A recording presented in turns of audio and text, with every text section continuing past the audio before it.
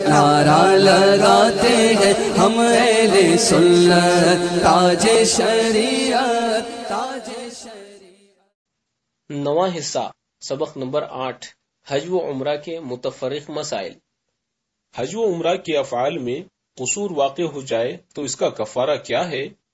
بحالت احرام کسی جنایت یعنی جرم کا ارتکاب ہو جائے تو اس کا کفارہ مختلف ہے۔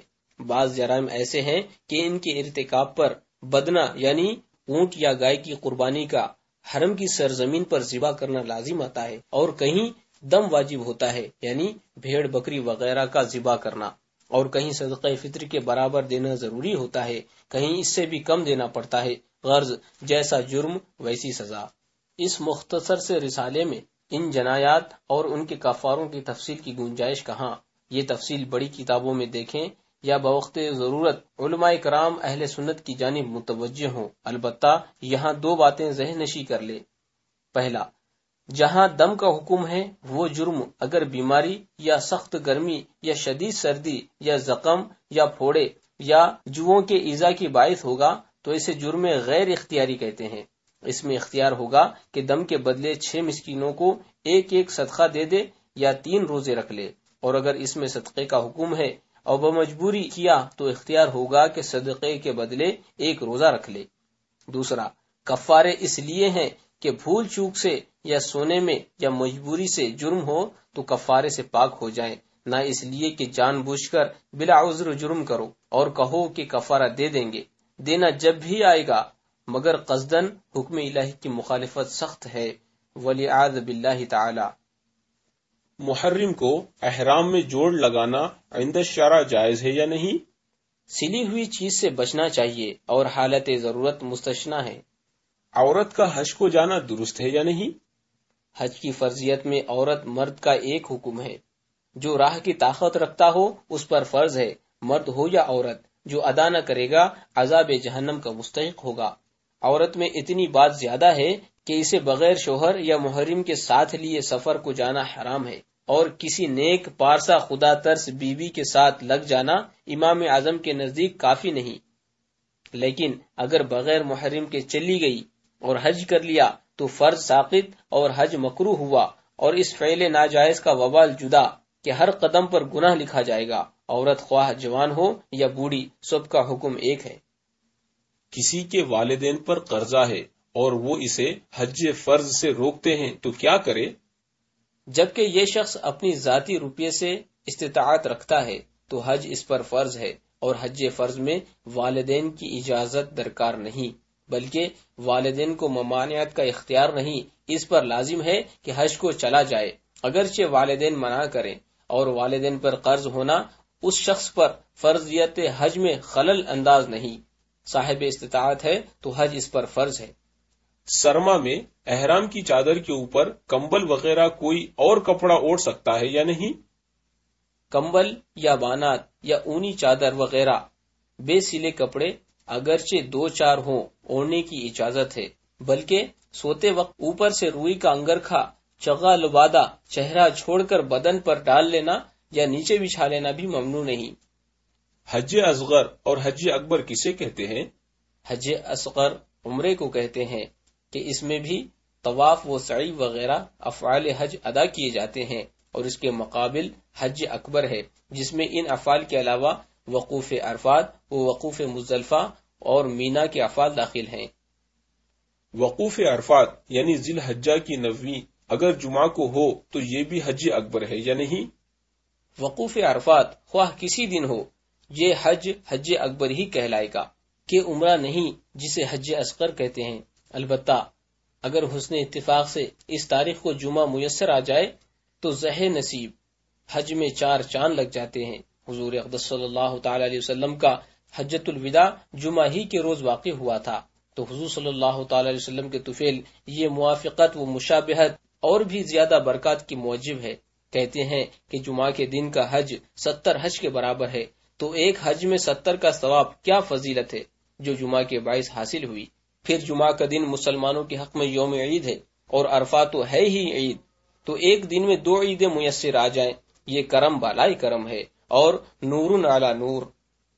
ابن عباس رضی اللہ تعالی عنہما سے ایک یہودی نے کہا کہ آیت کریمہ الیوم اکملت لکم دینکم ہم پر نازل ہوتی تو ہم اس دن کو عید بناتے۔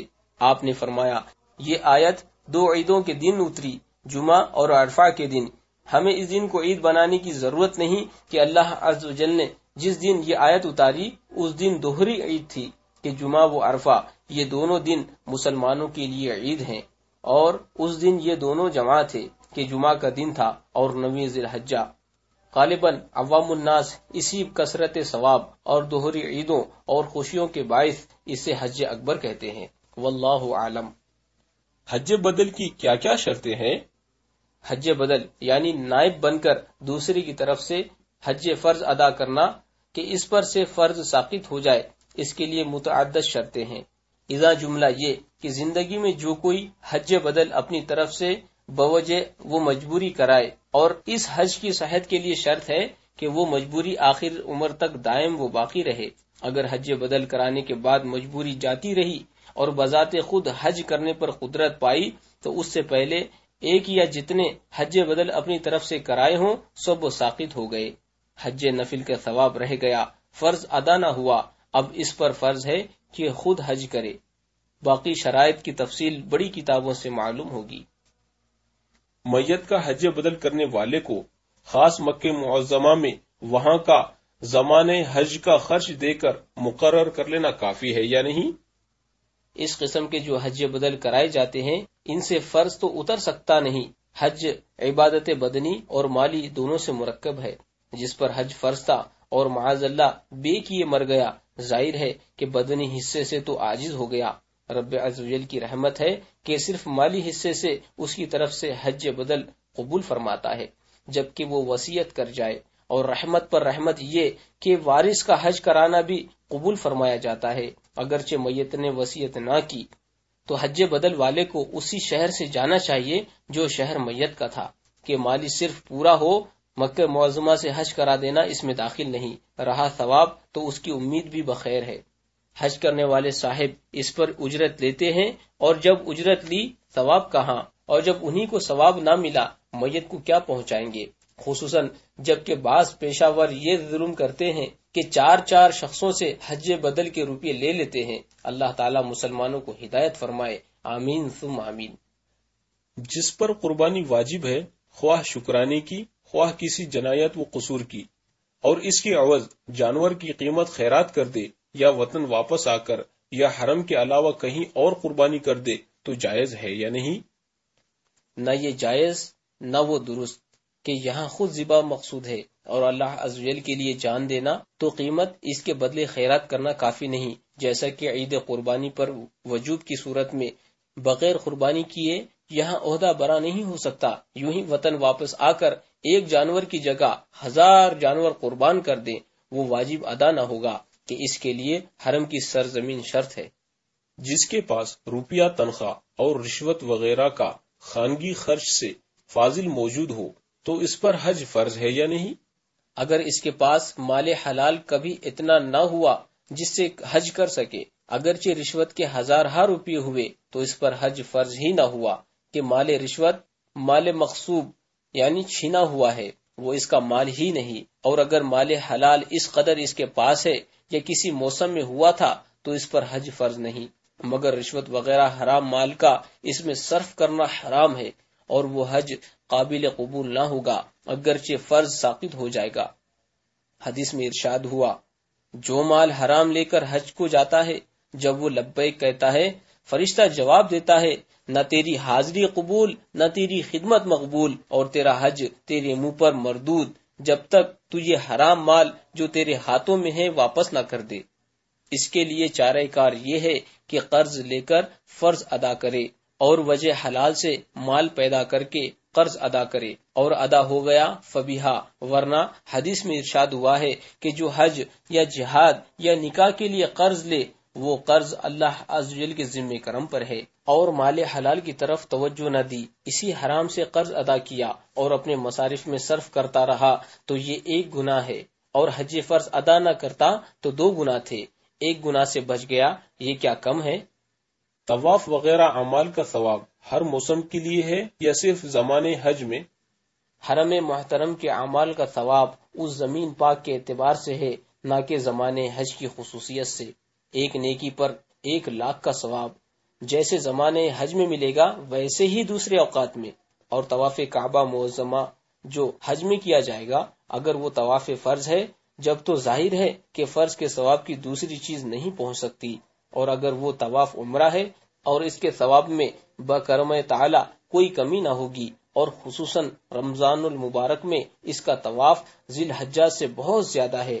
حدیث میں ہے، حضور سید عالم صلی اللہ تعالی علیہ وسلم ارشاد فرماتے ہیں، رمضان المبارک میں ایک عمرہ میرے ساتھ حج کے برابر ہے۔ سبحان اللہ سبحان اللہ۔ حج کے سفر میں پہلے مدینہ طیبہ جائے یا مکہ معظمہ؟ علماء کرام نے دونوں صورتیں لکھی ہیں، چاہے پہلے سرکار اعظم صلی اللہ تعالی علیہ وسلم میں حاضر ہو، اس کے بعد حج کرے۔ یہ ایسا ہوگا جیسے صبح کے فرضوں سے سنت مقدم ہے، اور بارگاہ مقدس کی حاضری اس کے لیے قبول حج کا سامان فرما دے گی انشاءاللہ تعالی۔ اور چاہے تو حج کے بعد حاضر ہو، یہ ایسا ہوگا جیسے مغرب کے فرضوں کے بعد سنتیں۔ حج اگر مبرور یعنی ہر قصور سے پاک ہے، اسے گناہ سے پاک کر کے اس قابل کر دے گا کہ زیارت قبر انور کرے۔